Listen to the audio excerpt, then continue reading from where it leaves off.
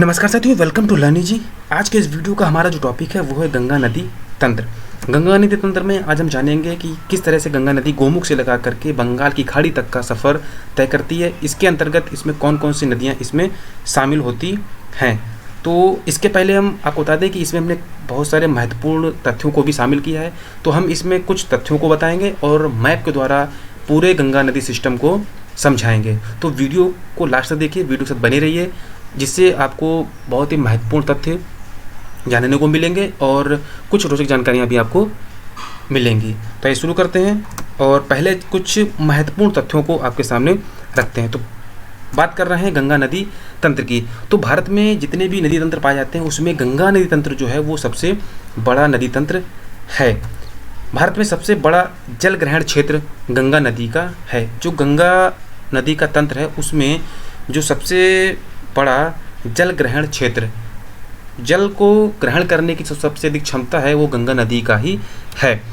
गंगा नदी दो देशों से होकर के प्रभावित होती हैं। जो गंगा का प्रवाह है वो दो देशों में है। कहाँ कहाँ पर है? भारत और बांग्लादेश।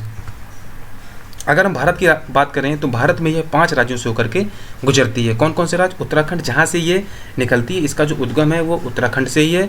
इसके बाद ये उत्तर प्रदेश में प्रवेश करती है, बिहार, झारखंड और पश्चिम बंगाल होते हुए ये बांग्लादेश में प्रवेश करती है।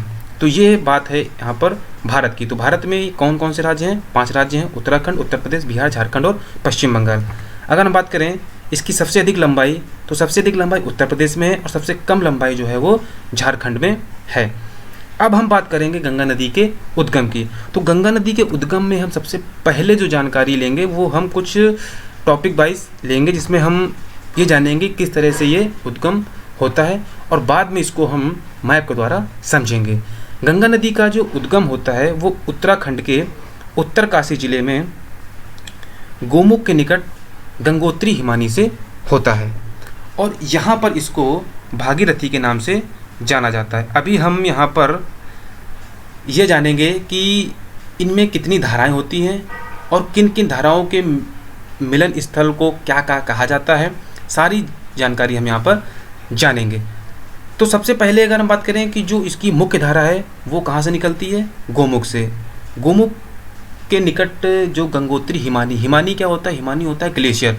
ग्लेशियर जो होता है वो बर्फ़ का एक पहाड़ होता है जहाँ से किसी भी नदी को जल प्राप्त होता है।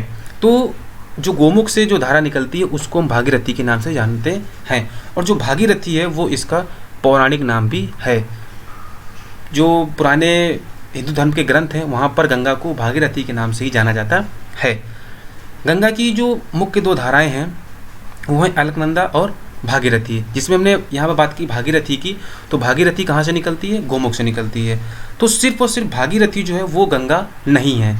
गंगा जो है वो 2 धाराओं के मिलन से होती है, अलकनंदा और भागीरथी। लेकिन आगे हम ये भी जानेंगे कि अलकनंदा में भी कई और नदियाँ मिलती हैं। अलकनंदा और भागीरथी जो है वो देवप्रयाग में संगम करती हैं और गंगा का निर्माण करती हैं। अब हम बात करेंगे कि अलकनंदा में भी कौन कौन सी धाराएं होती हैं। अलकनंदा की भी अपनी 2 धाराएं हैं, धौली गंगा और विष्णु गंगा। धौली गंगा और विष्णु गंगा विष्णु प्रयाग के पास मिलती हैं। यहाँ पर एक बात आ रही है विष्णु प्रयाग। यहाँ पर जो प्रयाग होता है वो 2 नदियों के संगम को प्रयाग कहते हैं। जहाँ पर 2 नदियाँ आपस में मिलती हैं उसको प्रयाग कहा जाता है। तो धौली गंगा और विष्णु गंगा जिस जगह पर मिलती हैं उसको विष्णु प्रयाग कहा जाता है और धौली गंगा और विष्णु गंगा ही मिल करके अलकनंदा को बनाती हैं। इसके अलावा पिंडार नदी जो है वो कर्णप्रयाग में अलकनंदा से मिलती है। सारी नदियाँ जो हैं वो अलकनंदा में ही मिल रही हैं। इसके अलावा जो मंदाकिनी नदी है वो रुद्रप्रयाग में अलकनंदा से मिलती है। यहाँ पर जो भी प्रयागों की बात हो रही, चाहे वो कर्णप्रयाग हो, रुद्रप्रयाग हो, देवप्रयाग हो या फिर विष्णु प्रयाग हो। इसके अलावा एक और प्रयाग है नंद प्रयाग, जहाँ पर नंदाकिनी नदी जो है वो अलकनंदा से मिलती है। तो इन 5 प्रयागों को मिला करके पंचप्रयाग कहा जाता है। अगर हम भारतीय पौराणिक कथाओं के अनुसार बात करें तो पंचप्रयाग बहुत ही महत्वपूर्ण है। तो यहाँ पे आपने जाना किसके बारे में? कर्णप्रयाग के बारे में, रुद्रप्रयाग के बारे में, विष्णु प्रयाग के बारे में और देवप्रयाग के बारे में। अब हम इसको मैप के द्वारा समझते हैं। अगर हम यहाँ पर बात करें जैसा कि हमने पिछले स्लाइड में बताया आपको, ये हमारा जो है ये है भागीरथी नदी। भागीरथी जो है ये गंगा की एक मुख्य धारा है। इसके अलावा ये जो धारा है ये है अलकनंदा। अलकनंदा धारा में कई नदियाँ मिलती हैं। यहाँ पे हम बात करें इसकी बिगनिंग की, तो धौली गंगा और विष्णु गंगा मिल करके विष्णु प्रयाग में इनका मिलन होता है और यहाँ पर ही अलकनंदा का निर्माण होता है। तो विष्णु गंगा और धौली गंगा ये विष्णु प्रयाग में आकर के मिलती हैं और यहाँ से ये अलकनंदा के नाम से आगे बढ़ती हैं। यहाँ पर नंदाकिनी नदी अलकनंदा में आकर के मिलती है और इस जगह पर जहाँ पर ये मिलती हैं इसको नंद प्रयाग नाम से जाना जाता है और इस तरह से ये आगे बढ़ती रहती है। आगे यहाँ पर पिंडार नदी मिलती है और इसको कर्णप्रयाग के नाम से जाना जाता है। आगे बढ़ने पर मंदाकिनी नदी मिलती है जिसको रुद्रप्रयाग के नाम से जाना जाता है और उसके आगे यहाँ पर भागीरथी और मंदाकिनी दोनों नदियों का संगम होता है, वहाँ पर इसको देवप्रयाग के नाम से जाना जाता है और जब इन दोनों नदियों का मिलन होता है तभी यह गंगा के नाम से जानी जाती है और यहीं से यह मैदानी भागों में प्रवेश करती है। तो यहाँ पर जो प्रयागों की बात की गई है, चाहे वो विष्णु प्रयाग हो, नंद प्रयाग हो, कर्ण प्रयाग, रुद्रप्रयाग, देवप्रयाग, तो ये सभी पंच प्रयाग के नाम से जाने जाते हैं। अब हम यहाँ पे बात करते हैं कि जब धौली गंगा और विष्णु गंगा मिली तो हमने इसको अलकनंदा नाम दिया। तो होता क्या है कि जब दो नदियाँ जिनकी गहराइयाँ सेम हो जाती हैं और वो आपस में मिलती हैं तो उनका नाम बदल दिया जाता है। अगर कोई नदी दूसरे नदी में आकर के मिलती है तो जिस नदी की गहराई अधिक होती है उसको उसी नाम से आगे जाना जाता है, लेकिन जहाँ पर दोनों की गहराइयाँ बराबर हो जाती हैं वहाँ पर इसको एक अलग नाम से जाना जाता है।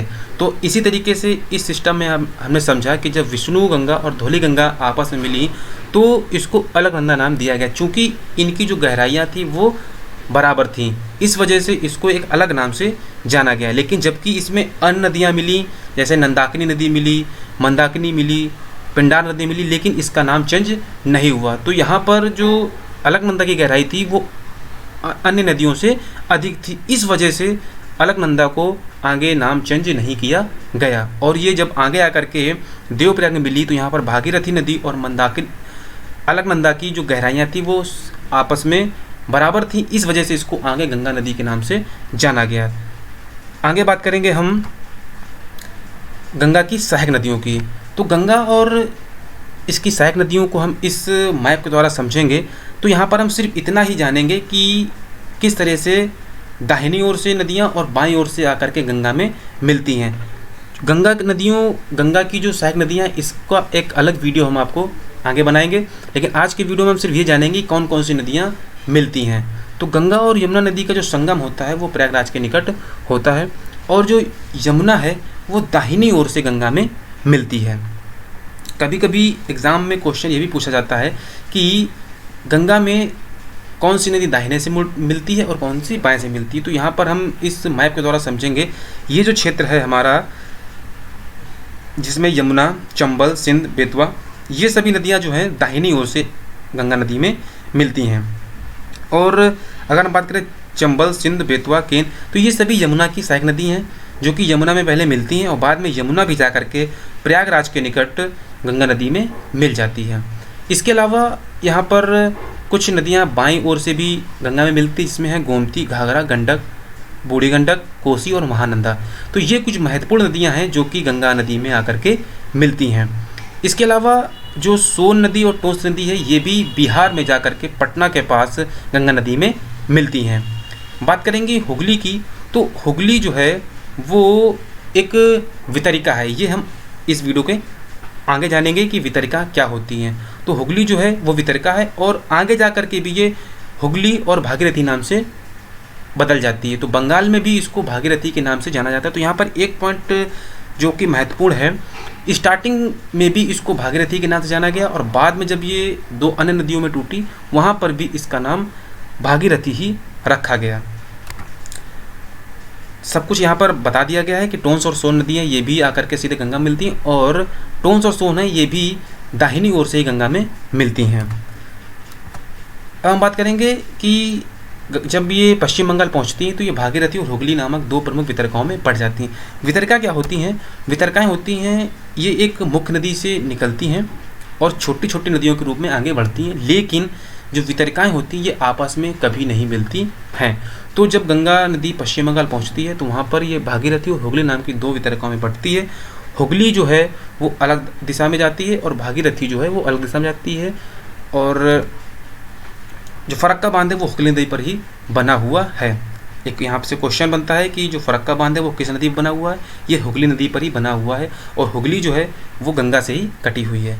जो भागीरथी नदी आगे बढ़ती है ये बांग्लादेश चली जाती है, और बांग्लादेश में भी इसमें कई सारी नदियाँ आकर के मिलती हैं। बांग्लादेश में गंगा नदी को पद्मा के नाम से जाना जाता है।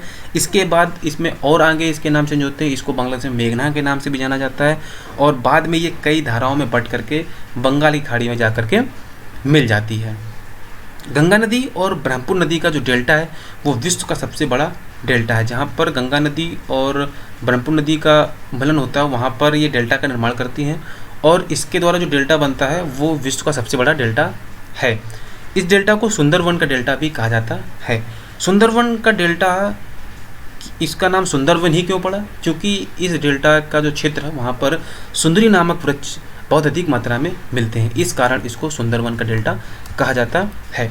सुंदरवन डेल्टा का जो विस्तार है वो हुगली नदी से लेकर के मेघना नदी तक है। हुगली नदी जो कि पश्चिम बंगाल में पड़ती है और मेघना नदी जो कि बांग्लादेश में पड़ती है। तो पश्चिम बंगाल से लगा करके बांग्लादेश तक का जो इसका क्षेत्र है वो सुंदरवन डेल्टा के नाम से जाना जाता है। बात करें गंगा नदी की लंबाई की, तो गंगा नदी की जो लंबाई है वो लगभग 2525 किलोमीटर है। इसमें थोड़ा सा वेरिएशन भी हो सकता है, ये लगभग में है। कुछ किताबों में 2510 किलोमीटर और कुछ किताबों में 2525 किलोमीटर लिखा गया है, तो इसको हम 2500 किलोमीटर के आसपास ही मानते हैं। बात करेंगे गंगा नदी को राष्ट्रीय नदी कब घोषित किया गया, तो गंगा को राष्ट्रीय नदी 4 नवंबर 2008 को घोषित किया गया, और इस पर जो फाइनल मोहर लगी वो फरवरी 2009 में लगी। इसके अलावा गंगा नदी का जो पानी होता है इसमें बैक्टीरियाफोस नाम का एक बैक्टीरिया पाया जाता है जो इसके पानी को सड़ने से रोकता है और इसको लंबे समय तक कीड़ों से बचाता है। यही कारण है कि जो गंगा नदी का जो पानी होता है उसमें कीड़े नहीं पड़ते। तो इसके पीछे का जो रीज़न है वो है एक बैक्टीरिया जिसको हम बैक्टीरियाफोस नाम से जानते हैं। इसके अलावा भी गंगा नदी में कुछ और अन्य रासायनिक क्रियाएं होती हैं जिसके द्वारा इसमें इसके जो पानी है उसमें कीड़े नहीं पड़ते हैं। तो आज की वीडियो में सिर्फ और सिर्फ इतना ही। अगर आपको वीडियो पसंद आए तो वीडियो को लाइक जरूर कीजिए, और अगर आप अभी चैनल को सब्सक्राइब नहीं किए तो चैनल को जरूर सब्सक्राइब कीजिए, जिससे नेक्स्ट वीडियो की अपडेट आपको इजीली अवेलेबल हो सके। वीडियो को लास्ट तक देखने के लिए आपका बहुत बहुत धन्यवाद। वीडियो को लाइक और शेयर करना बिल्कुल भी मत भूलिए।